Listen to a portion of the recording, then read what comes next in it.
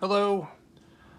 I would like to share with you my experience with the Sig P365.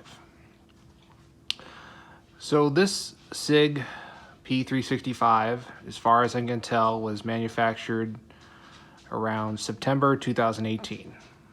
That's the date that's on the box. So I have this gun, and I've been shooting it, and up to that point, up to about 2 months ago, it was shooting really well. Never jammed. But after about, I would say, approximately 400 to 500 rounds, I had some failures to extract. Now, if you're not familiar with failures to extract, that's when a spent casing is still in the chamber. It does not extract it from the chamber, so obviously you can't put a new round in, a live round in. So it requires you to eject the magazine and then cycle the slide, and then it would extract. So I was experiencing those between probably, I think I was not keeping count of my round count at that before I started having issues, but I think probably around 400 to 500 rounds.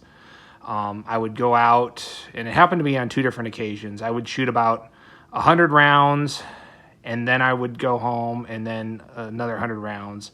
And I would say probably the last two times I was out, which is about 2 months ago, I had probably 3 or 4 failures to extract each time. So, and I shoot about 100 rounds per outing, or per, when I go to the range. So anyway, I know that there had been some issues with the P365, so I called Sig and I told them, hey, I'm having some failures to extract.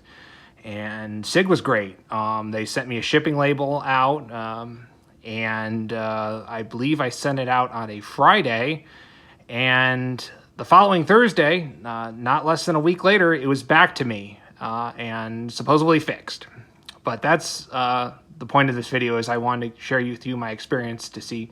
So I know a lot of people are wondering out there, has Sig fixed the P365? Because there have been quite a few, at least in the early stages, to my understanding, that are having some issues. So right now, I have approximately 310 rounds in it through it myself.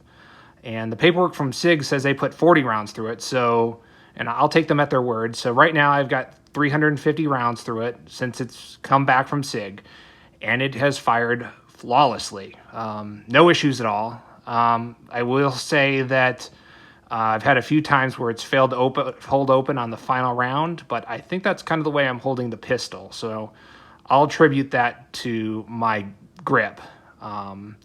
But anyway, it goes bang every time you need it to. That's the main thing. That's reliability, and that's what counts. So thus far, so good. Now, I want to share with you a couple things. One of the things that I know has been a complaint is that the strikers have been breaking. Now, that was never an issue for me. However, I will share with you something that's kind of interesting. To the left is a piece of brass that I fired through my P365 that was fired before I sent it into Sig.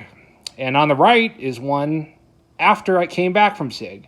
And you'll notice a very pronounced difference in the brass. You're not seeing nearly as much striker drag from the shell casing that that was fired after the gun came back from Sig. So that's good news.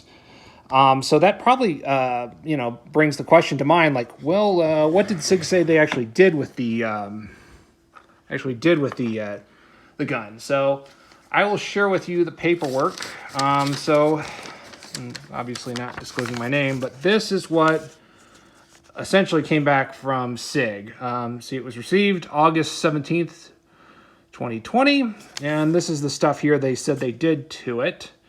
And then they fired 40 rounds through it, 115 ground Aguila, and 20 Spear Gold Dot self-defense ammo. So you can see there's quite a list there.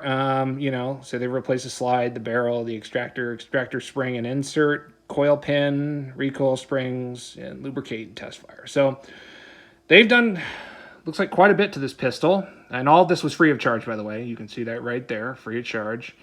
And thus far, it's fired very well. I'm very pleased at the 350 round mark.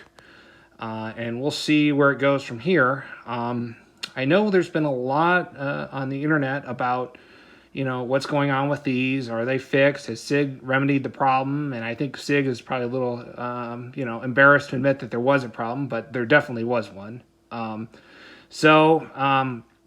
Anyway, I just want to share this as one data point for you to look at and say, hey, this guy indicates that it might be good to go now, which is what I'm seeing thus far.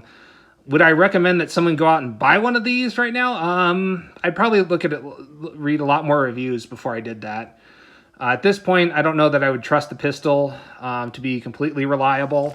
I'm going to have to put probably close to 1,000 rounds, maybe 500 to 1,000 before I'll feel comfortable saying, yes, it is completely reliable again.